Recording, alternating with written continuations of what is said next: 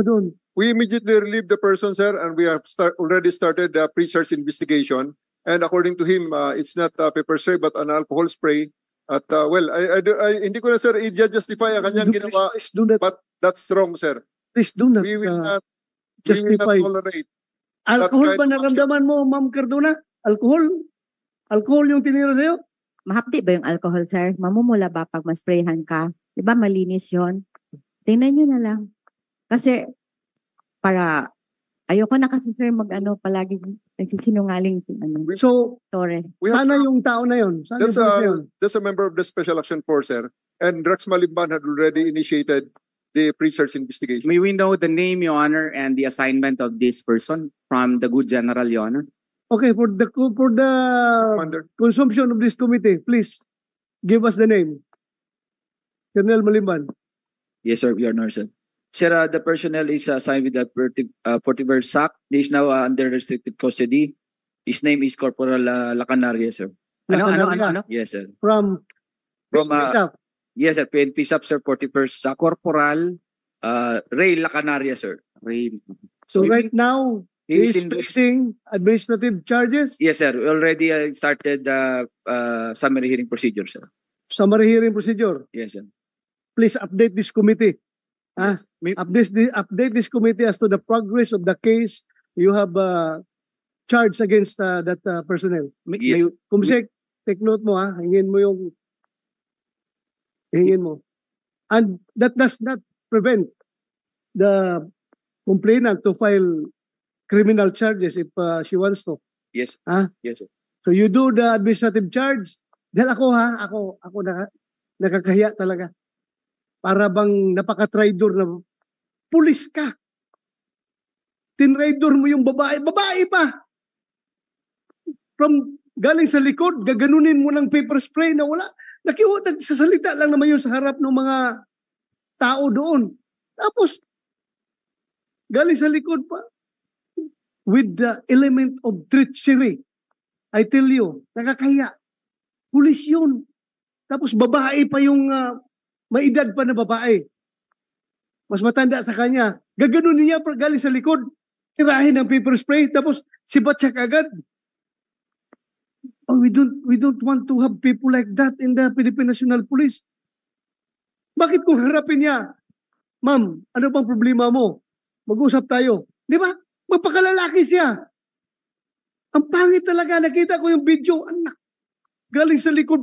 Gaganunin yung babae. Tapos yung babae nagganon-ganon na dahil tinira na paper spray. Oh, pulis tayo. Bakit ganun na yung style ng ating pulis? Kahit na nabuburyong na kayo doon, kahit na agrabyado na kayo ng husto sa sitwasyon nyo doon, bakit? We are trained. Di ba? Be sure to update this committee sa kaso ng pulis na yon. Ako, I myself, I felt offended by that action. Napakapangit tingnan. Tapos nagkalat pa sa social media. Nasisira ang PNP dyan sa ganung klase mga pulis. Mr. Chair, Thank you. Go ahead. Chair, may I please say Yes. something? I was there nung lumusob nung August 24. So I would like to surmise that I think the tyrannical behavior of General Torres emboldens his men. The treacherous at saka yung oppressive na kinakaya ang mga taong bayan ng ganyan. I think that kind of leadership emboldens his men to do the very same thing. Noted. Your Honor, if I may, Yes. may we request the good colonel to provide us the address of Ray Lacanaria so we can move on. May we know his address, sir? Sandali. Tingnan mo. Paki-play ulit Yan. yung video na yan. Paki-play. Yan, no? From sa likod ha. Yan. No? Tinira. Tapos sibat kagad siya. Grabe naman. Tapos Pangit alcohol. yan. Ang pangit tingnan. No? Para lang wala nangyari. Your Honor, Yes. siguro hindi niya gagawin yan kung walang basbas po. Kasi tingnan mo, lahat ng pulis na kapaligid, nakatingin sa kanya, wala man lang ginawa yung mga pulis. Wala man lang nag-reprimand. Nakaupo, bumalik pa sa upuan, Your Honor, at inabot yung pepper spray sa katabi niya. Wala pong ginawa sila. Well, that is our assumption. Yes, that's my assumption po. We can assume na may nag-utos sa kanya. Pero rin na on his own, ginawa niya yan. We can make our own assumptions. Pero kaya nga, imbestigahan ninyo, Rex Malimban. sinong team leader ng pulis na yan, baka yun ang nag-utos, sabihan mo. Ha? Laruin mo kung inutusan niya yan, mas lalo nakakahiya tayo. Yes, sir. Anyway, sir, as what RD Pro 11 have stated, sir, we do not justify yung kanyang action ba, sir? But it is individually, sir. Bagong gising kasi ito, sir. Nung time na yun, sir. Medyo Bagong? gising siya nung time na yun, nung nasipa. Bagong gising daw po. Nasipa, Senator. sir. Justify bagong gising for that kind of action. I-justify. Special action force tayo. Ha? SAP tayo. Yes, sir, yes, sir, yes, sir. Oh, Your Honor. Pag-justify na bagong gising. Porque bagong gising, gaganunin yung babae. Yep. Ha? Ay, Your Honor. nakakaya tayo. We are the elite. Di ba? Special Action Force. Pag sinabing kayong elite fighting unit ng Philippine National Police, you should be the elite also in terms of ang pinaka-disiplinado. And everybody is expecting you to act to be the elite people, lalong-lalo na sa pag-uugali. Okay? Thank you. Your Honor. Yes. Just two matters so we can move on. Can we request for the address, Your Honor? And can we ask both officers, Okay, point blank, Your Honor? Give me the address. Give me the address. Anong address? Sir, as of now, wala po akong hawak. I will just give him time, sir. Basta address. Anyway, Office niya sa address SAP. niya is Special Action Force. Okay. Saan ba kayo ngayon? Sa Santa Rosa o sa For Santo Domingo, sir. Santa Rosa, Santo Domingo, Yes. Santa Rosa, Laguna. Laguna? Santo Domingo, Santa Rosa, Laguna. And just Sa one question, headquarters. Santa Rosa. Oh. Can we ask them point blank if Colonel Balimban ordered his man to pepper spray my client, or if not him, General Torre? Just point blank question, Your Honor. I know Colonel Balimban. Yeah, he's a good man. He seems to be a good man, Your Honor. But I would just like to ask- Marawi hero ito. At hinahangaan ko itong opisyal na ito. I don't think utosan niya yung pusang alaws na, forgive me my word, yung corporal na yan na gagawin yon. Did you order that? Definitely not, sir. Definitely no, I'm sure. How about Thank you. your junior officers? No, sir. No. To continue with the investigation, ha? Mr. Smith, Go ahead. after the pepper spray incident, ano po ginawa ng ating commander po? Pinatawag niya ba? Lahat ba? Ni-remind niya na we have to protect the human rights. Bawal yan, blah, blah, blah. Ano pong ginawa po natin, sir? Okay. Did it come to your attention? Yes, sir. That's why, sir, actually before the operation, we reminded them to observe yung protocol natin, sir, yung use of force continuum. So it was relayed, sir, to them, and personally, sir, ako, sir, nag-conduct ng briefing, sir, sa kanila. Then after that, sir, he was placed in restrictive custody. That's why immediately pinabalik namin ito, sir, sa campus, sir, sa Tagum, sir. So doon, sir, na yung sa ngayon, sir, ongoing, sir, yung So saan siya case. ngayon? Nasa Tagum? Yes, sir. Be sure. Follow-upin yung kaso niya. Nagkakahiya talaga. Ako, yung hiya ako sa ginawa niya. Yes, sir. I'm sure, ikaw rin, nahiya ka rin. Yes. Very treacherous. Sa likod pa, babae pa. Tapos, parang walang nangyari. Huwag ka sabihin nila, baka isipin ng mga tao, ganun na pala mga special action force ngayon. Ha? Taga-pepper spray ng babae. You are trained to fight hardcore terrorist. Not itong babae na nandoon lang nagsasalita, titirahin ng pepper spray. Please, do your share. Nakakahiya talaga yon. Continue. Mr. Chair. Yes, Mayor, I would like to acknowledge Mayor Duterte. Yes, sir. Once again, good afternoon. I'm sorry, Mr. Chair, but I have to leave because I have other matters to attend to. But may I be allowed to leave a question? Go ahead. You have the floor, Mayor. Just want to ask the PNP, did you use tear gas and were you armed when you entered the premises of the KOJC? Mr. Chair, this does not to be answered right now. I just leave the question to the floor. Again, thank you KOJC, thank you PNP for and everybody who's here. Before you leave, Mayor, I can generate the answer. General Torre, were you armed when you get inside the compound of KOJC? Armed, sir, yes. We have personnel who has firearms as part of the security of the CDM, sir. Standard procedure. Correct. You cannot deny that because all the videos Yes, sir. circulating around the Yes, sir. internet shows that armado kayo, di ba? Yes, sir. And also How about the tear gas? Tear gas. Definitely not, sir, because we don't have gas masks. Okay, sir. Thank you, Mr. Chair. If we intend to use tear gas, we must prepare for gas mask. Standard operating procedure, sir. I agree. I agree. You cannot use tear gas kung wala kang mask. Ikaw rin mismo tatamaan. So, you stand by your word na kuan yun, yung ano yun? Fire extinguisher, sir, Fire and, extinguisher. And we will show it in our presentation, sir. Maraming fire extinguisher ang ginamit, sir, hindi lang isa.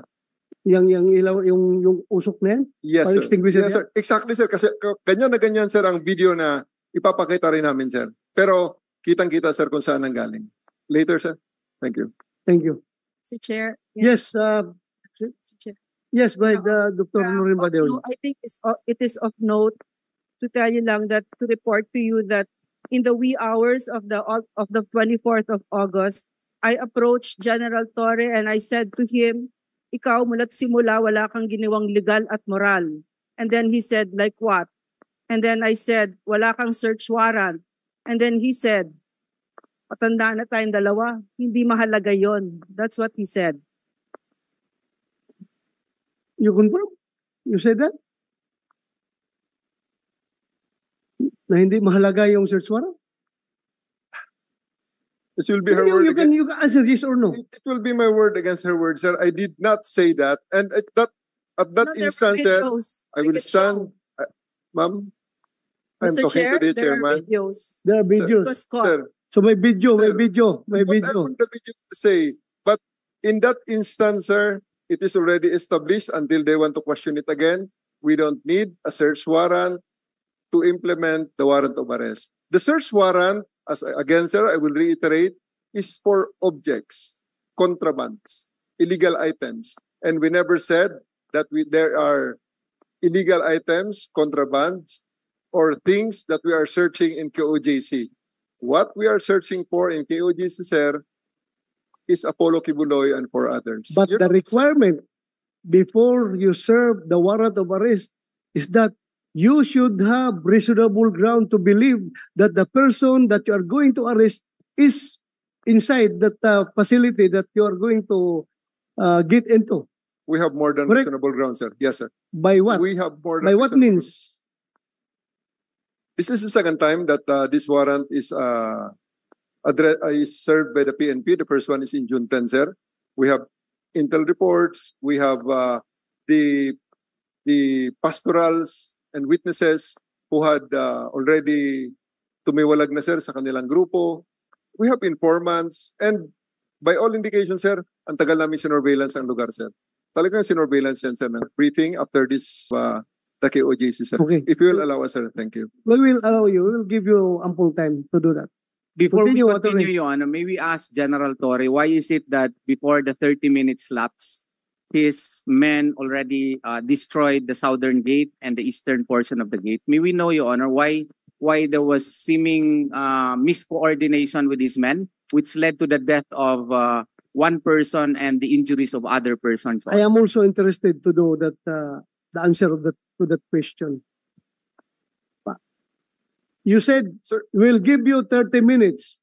Then, wala pang 30 minutes, ando na. Tumira na yung mga tao mo sa likuran. Can you explain? This type of this line of questioning of Attorney Torion, sir, is a little bit belligerent in the sense na anong oras ba, sir, ang pinagsimulan ng aming 30 minutes? Baka magkaiba ang timeline niya, sir, sa timeline ko. Diba, sir? Baka magkaiba ang timeline niya sa timeline ko. So, at the end of the day, sir, we give them ample time. 30 minutes is an ample time, I suppose. And first and foremost, sir, they have no right actually, sir, to block the police after we announce our intention and the legality of our operation. And also, It is recorded, sir, in the LRAD. Kaya nga sabi nila, sir, very clear ang instruction ko, sir.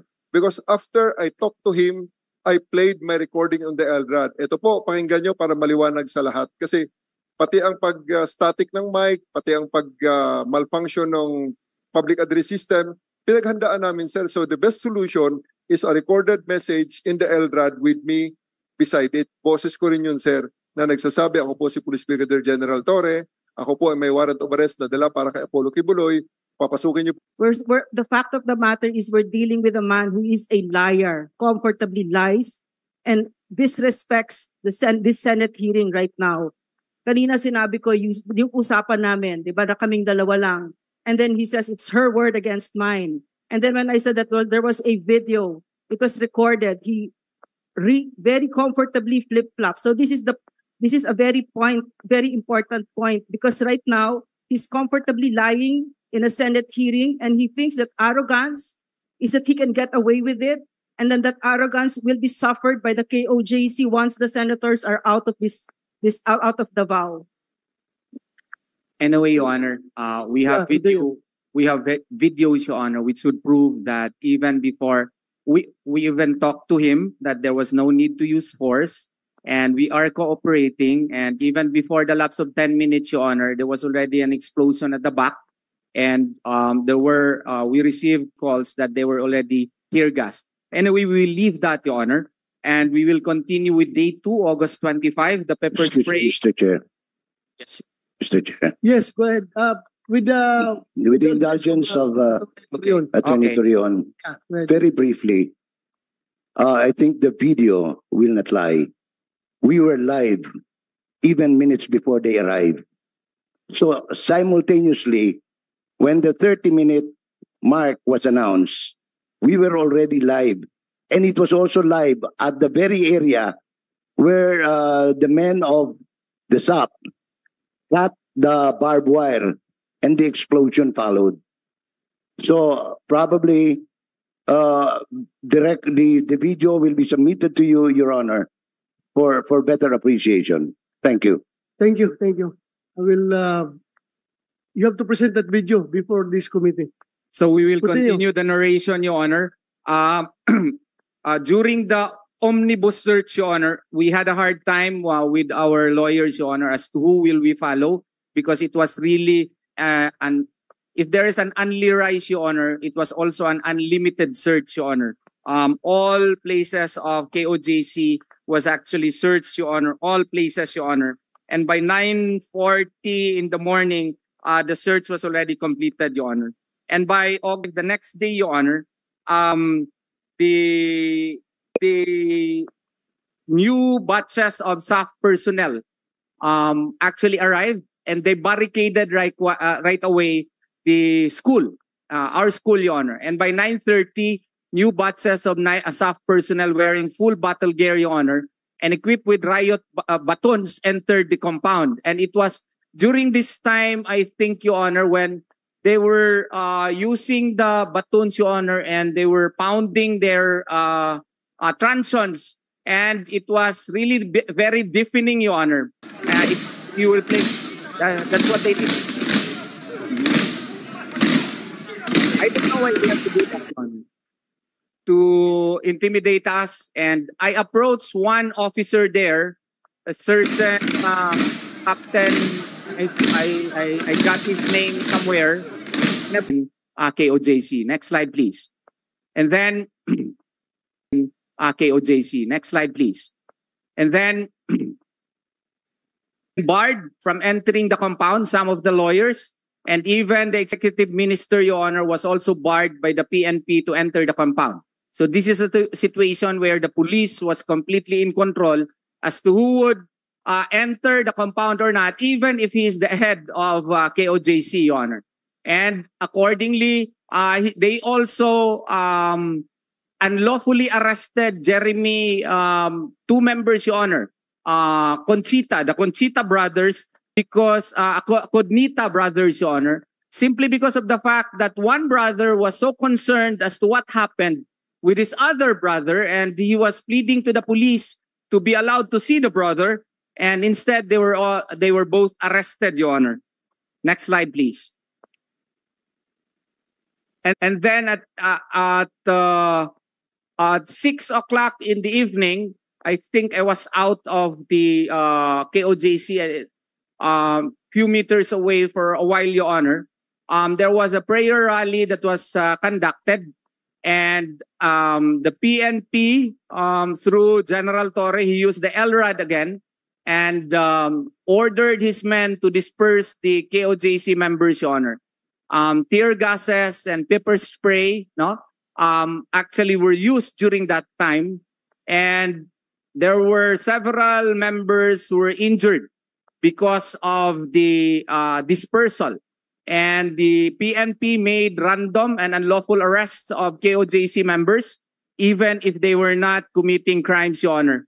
And there is even evidence, Your Honor, that the PNP planted evidences against a member, Generoso Apolostero, Your Honor.